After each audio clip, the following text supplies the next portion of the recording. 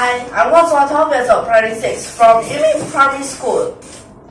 Past few lessons, we have been revising one type of special method for our methods of limit calculations. This method is what we call the squeeze theorem. The squeeze theorem, its name gives you a clue about what it is about. Now you think of what is it like. Okay, think about what it might be like. So then I'll tell you what it's like, okay? So in this squeeze theorem, it's obviously going to have something to do with our limit. If you say x approaches to a random number, for example, a, but it doesn't have to be a fixed number. It can be like infinity. It can be approaches to 0. It could be negative infinity. There's different types. Then, of course, here would be your function of x. This limit and function of x. For example, sometimes fractions, you might not know what is it. Well, of course. And then you want to find what is. Well, when you find it out, it's called the tendency. And you want to find out what is its tendency. Then you try. For sometimes those fractions, you enlarge. When you enlarge this, of course, this original would have to be smaller or equals to the enlarged. And this original, if you diminish it, it will obviously be larger.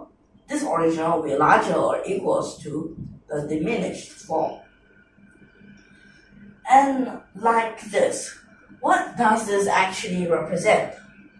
If this limit is larger or equals to a, that means,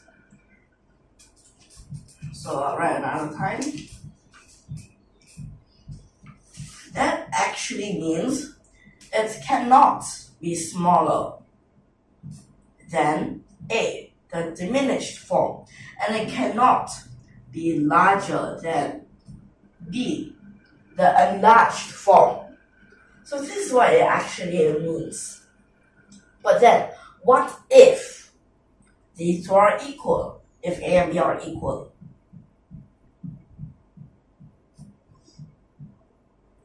Now, if these two are equal, then that means because they can be equal, so this limit x approaches to a, fx would be a. You can write that as a, you can write that as b. It's fine because they are both equal. So it is like this. At last we need to get a equals b, so that we can find its tendency. If we cannot, it might be because that it is a range. It is not fixed. Or you might have used the wrong method. For example, improper enlargement or improper diminish. So for these examples, we're going to show you how to properly enlarge them, how to properly diminish them. So we have another example over here. Okay, it says limit. Now this is n approaches to infinity, sigma. So as here written, it is I equals 1 all the way to n. So that means you obviously have to know what is over here. So as this question says, it is I squared over square root n to the power of 6 plus in. Now you have this thing. First, let's check. Well, down here is a power of 3, up there is a power of 2. Can you change it into definite integral? Take out and the power of 3. Inside here, there's another thing. And in fact, inside here is I over n to the power of 5. So, cannot. So, at this part, we cannot use that method. Then let's try our squeeze theorem. So, at this part, because we don't want to write all of these again and again, so we'll just use S to represent it. S means sum. So, why we use sum to represent this? Because this sigma, it means you start 1 inside, then you start 2 inside, add, then you add with 3, then 4, then all the way up to n, and so on. Then, but first, this S. But what if I try to expand it? Okay, so we'll expand it before we start, okay? Limit n approaches to infinity. Sigma I equals 1 to n. Then this is expand already. So here 1 becomes 1 over square root n to the power of 6 plus n. 2 becomes 4 over square root n to the power of 6 plus 2n. 3 is 9 over square root n to the power of 6 plus 3n plus so on. So this goes on until when it is n. But n is actually infinity. So I can write that out if you want. So n becomes n squared over square root n to the power of 6 over n squared. Like this. Well, you can write this since you have this limit. So you'll get something like this. Okay. Now S. For this, we have to enlarge and diminish. Let's first enlarge it. So when you enlarge it, you can change this numerator into a bigger number, or you change the denominator into a smaller number. So what's this? This denominator, well, we can change it. Wait, so let me write this limit first.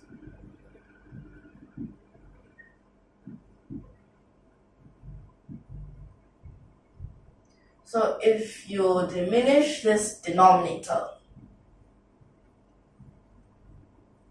and then you don't want this part, since you can use it like that, you don't want this part. Now, square root n to the power of 6, it becomes n cubed. Now let's rearrange this.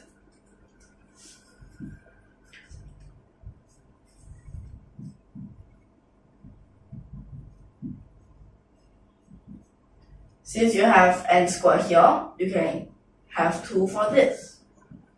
Then after that is 1 over n. Now does this look clear? This is an x square. This is a dx. This is an integrate. So 1 sub in, it becomes 0. N sub in is a 1. So 0 to 1, x squared dx. So with this, it will be very simple. You straight away integrate. Am I right? Okay.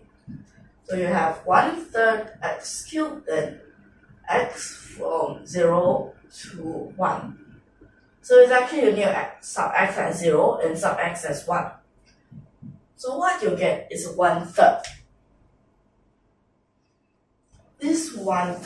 But what if we try another method to check that this really is 1/3?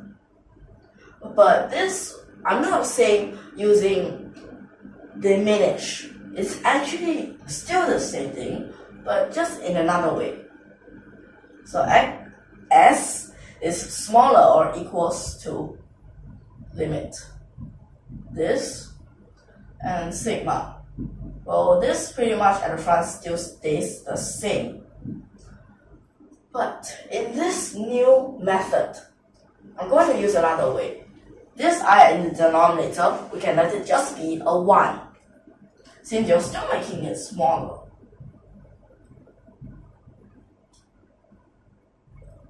Why you're making it smaller? Because this 1 in the denominator, this is a 2. So in the original, it gets this denominator, this n gets bigger, right? But now you made it just 1. So it's actually making the denominator smaller. That means you're making the whole fraction bigger. Okay. So you only have this I squared at the numerator.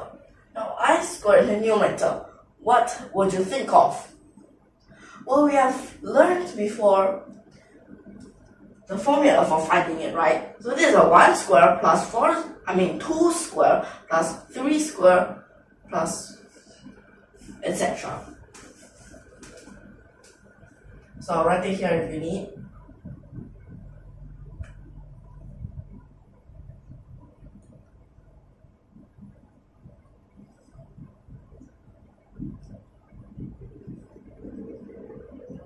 So it is like this. Am I right? Okay, now let's apply that. So limit still stays here. That is sigma. Well, because we have already used it for this, so it becomes like this. This n, well, it's actually pretty much the same, because this is from 1 to n.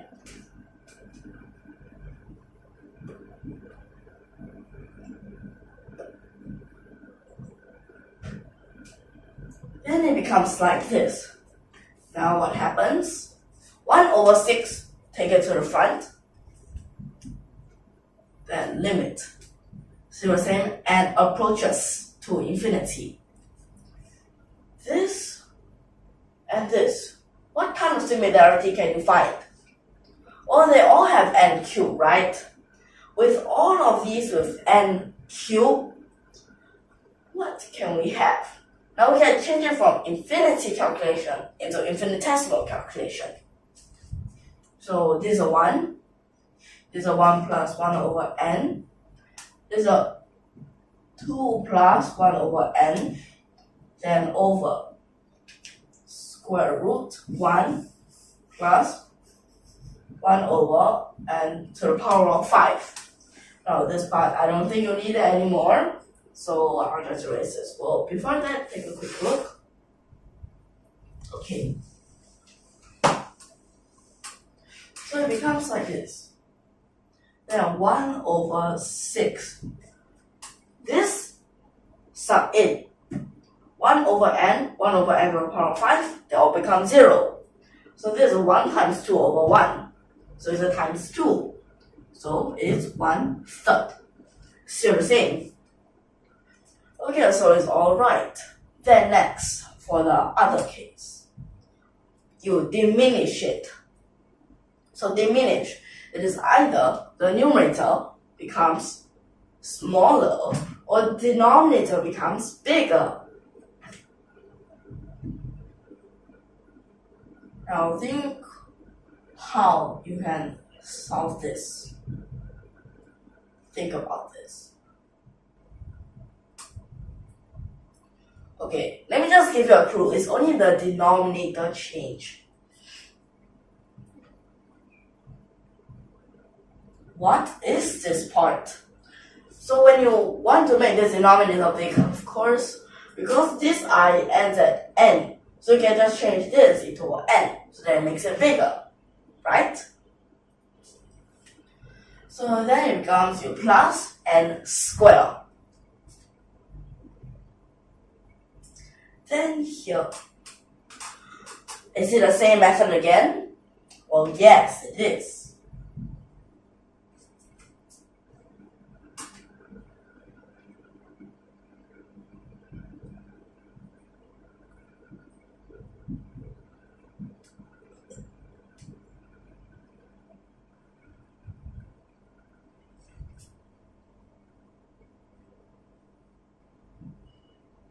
Wait, I mean here is n to the power of 6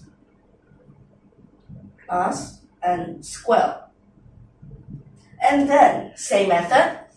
Yes, same method.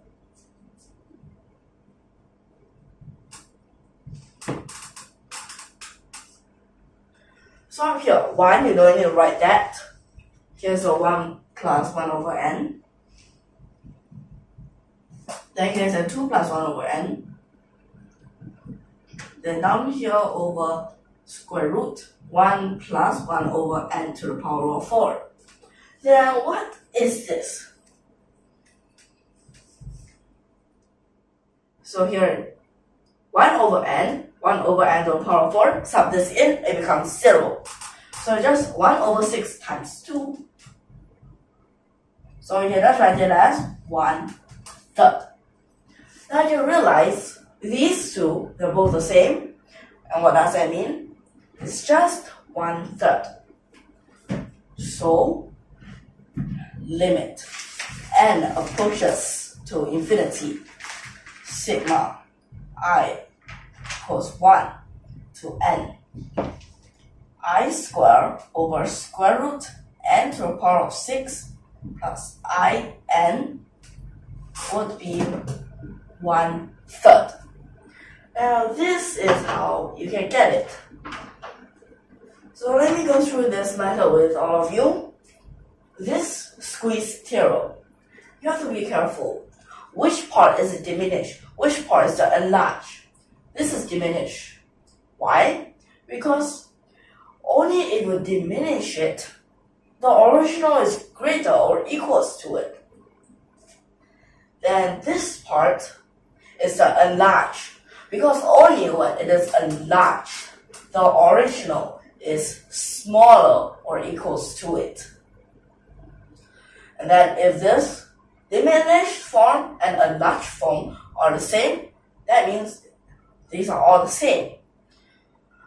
And for this, all of these, this is a method that we have learned before. For those lessons, you can go back to check them to see what type of examples we have used.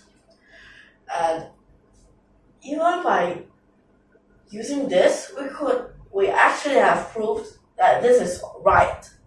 And you can also go back to check those videos.